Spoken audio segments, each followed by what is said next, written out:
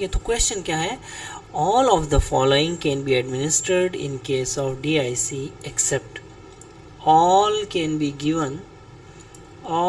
be given in DIC except, ठीक है ना, एक्सेप्ट, ठीक है ना। अब ऑप्शंस में क्या क्या है, ऑप्शंस में हेपरिन है, ऑप्शंस में हमारे पास क्या है, प्रोटामीन सल्फेट है, प्रोटामीन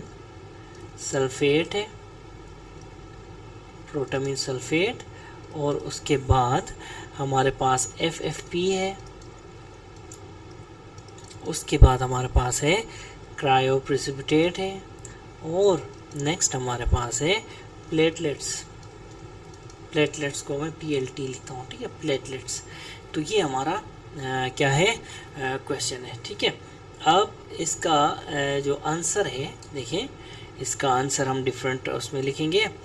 इसका आंसर है इस क्वेश्चन का प्रोटामीन सल्फेट, ठीक है। आंसर क्या है, प्रोटामीन सल्फेट इसका आंसर है, protamine sulphate is the answer, ठीक है। प्रोटामीन सल्फेट जो है is a specific antidote of heparin, याद रखें, is a specific antidote of heparin, ठीक है ना। याद रखें प्रोटामीन सल्फेट इट्सेल्फ ये एक एंटीकोआगुलेंट है, ठीक है ना। देखिए हेपरिन जो है, हेपरिन क्यों यूज़ की जाती है, हेपरिन भी एक एंटीकोआगुलेंट है ना, ठीक है। अब प्रोटामीन सल्फेट भी एक एंटीकोआगुलेंट है, याद रखें, ठीक है ना, सही है। अब देखें कि जो प्रोटामीन सल्फेट जो है, protamine sulphate it is administered carefully, ठीक है, एडमिनिस्टर्ड केयरफुली, और जो है किस केस में, हेपरिन की ओवरडोज के केस में, हेपरिन ओवरडोज हो तो हम क्या देते हैं, केयरफुली हम कॉन्शियसली एडमिनिस्टर करते हैं प्रोटामीन सल्फेट, हाँ ठीक है ना, प्रोटामीन सल्फेट, ठीक है ना। और डोज क्या होती है, 1 mg पर 100 यूनिट्स ऑफ हेपरिन हम देते हैं, ठीक है, 1 mg पर 100 यूनिट्स ऑफ हेपरिन, ठीक है ना। अच्छा, याद रखें कि जो प्रोटामीन सल्फेट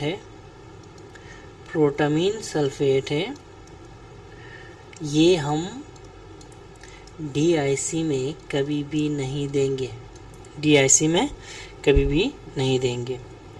ठीक है।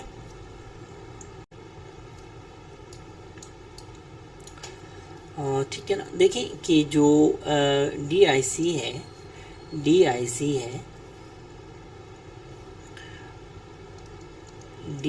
है इसमें हम हेपरिन दे सकते हैं, इसमें हम क्या क्या दे सकते हैं मैं आपको बताता हूँ। इसमें हम हेपरिन दे सकते हैं, बट किस केस में, but in chronic DIC we can give heparin, लेकिन एक्यूट DIC के केसेस में, ठीक है ना, इसका हेपरिन का रोल कंट्रोवर्शियल है, ठीक है, हेपरिन का रोल कंट्रोवर्शियल है, ठीक है ना। अच्छा, इसके अलावा देखें FFP की बात करें, ठीक है ना, FFP जो है, देखिए हमारे ऑप्शंस में FFP भी था ना, तो FFP जो है ये DIC में देते हैं, ठीक है, एक हेपरिन देते हैं, दूसरा हम FFPs देते हैं। इससे क्या होता है, क्लोटिंग फैक्टर्स, आपको पता है क्लोटिंग फैक्टर्स की जो बॉडी में कंसंट्रेशन बढ़ जाती है, एफएफपीज में क्लोटिंग फैक्टर्स होते हैं ना, तो बॉडी में इसकी कंसंट्रेशन बढ़ जाती है और नेचुरल एंटीकोagulation हो जाती है, ठीक है ना। नेचुरल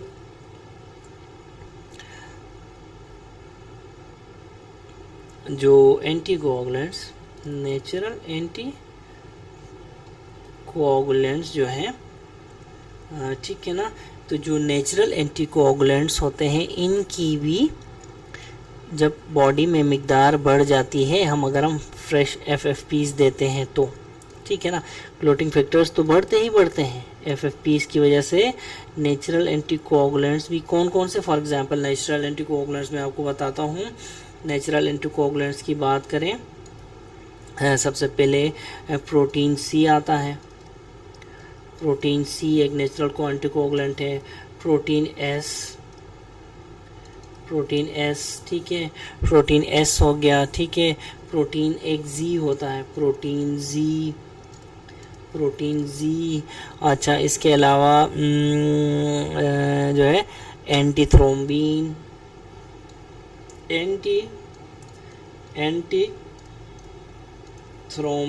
ये सारे जो है ना बढ़ जाते हैं अगर हम पेशेंट को क्या दें, एफएफपीज दें इन केस ऑफ डीआईसी, ठीक है ना। तो ये तो था दूसरी बात, हेपेरिन दे सकते हैं, एफएफपीज दे सकते हैं। अच्छा, अब तीसरी कौन सा है, तीसरा आइटम कौन सा है जो हम दे सकते हैं, वो है क्रायोप्रेसिपिटेट, ठीक है ना। क्रायोप्रेसिपिटेट में भी बहुत सारे फिब्रिनोजन, फैक्टर 8, वॉन विलिब्रैंड फैक्टर, ये सारी की सारी चीज़ें होती हैं क्रायोप्रेसिपिटेट में भी, ठीक है ना। तो ये सारी की सारी चीज़ें होती हैं, तो ठीक है ना। तो इससे भी जो है डीआईसी में हेल्प मिलती है पेशेंट को। देखिए, जो क्रायोप्रेसिपिटेट जो है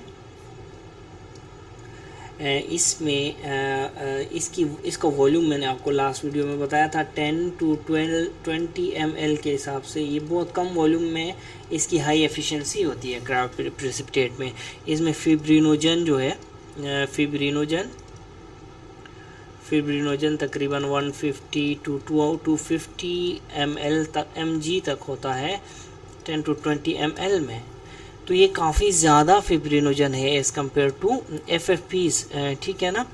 तो क्रायोप्रेसिपिटेट देने से फिब्रिनोजन लेवल्स भी बढ़ जाते हैं, फैक्टर 8 बढ़ जाता है, फैक्टर 13 बढ़ जाता है, वॉन विलिब्रैंड फैक्टर होता है इसमें, ठीक है। ये सारी चीज़ें पेशेंट में बढ़ जाती है। स्पेशली देखें, याद रखें, अगर फिब्रिनोजन लेवल कितना हो, लेस देन 100 हो, 100 mg हो, fibrinogen level less than 100 mg हो, ठीक है ना। तो हाँ, mg कितना, mg पर dl हो, लेस देन 100 mg पर dl हो, तो इसको हम कंसिडर करते हैं क्रायोप्रेसिपिटेट के लिए एक आइडियल सिचुएशन, ठीक है ना, आइडियल कैंडिडेट, ठीक है, आइडियल कैंडिडेट, ठीक है ना। तो ये बात आपने याद रखनी है, ठीक है।